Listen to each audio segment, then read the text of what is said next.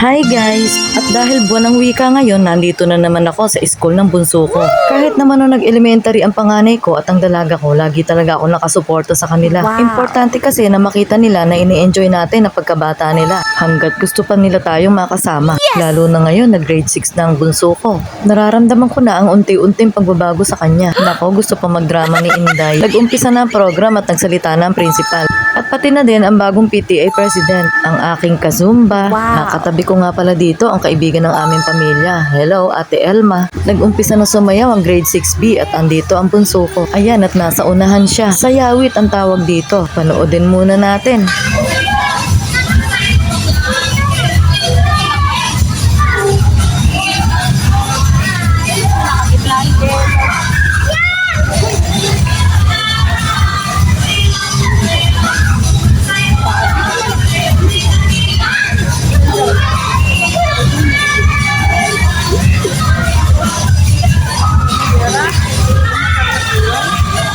Dahil buwan ng wika, may mga tumula din dito na ang gaganda ng costume. Wow. May iba't ibang contest na ginawa sila. Meron din pagsusulat, pagsasalaysay at may mga vlogger din. Tingnan nyo naman ang gaganda ng mga suot nila. At meron pa nga dito parang iguro. Wow. Nakakatuwa kasi nag-effort talaga ang mga magulang. Pero ang bunso ko all black lang. Andito nga din pala ang apo ko. At dahil hindi masyadong sabay-sabay, third place lang sa sayawit ang section ng bunso ko. Pero ang best friend niyang babae, naka first place sa pagbablog. Wow. Ang galing ha. O ayan, daanin mo na lang sa forma, bunso. Better luck next time sa section nyo. O paano guys, susunod na lang ulit ha. See you on my next vlog. Bye!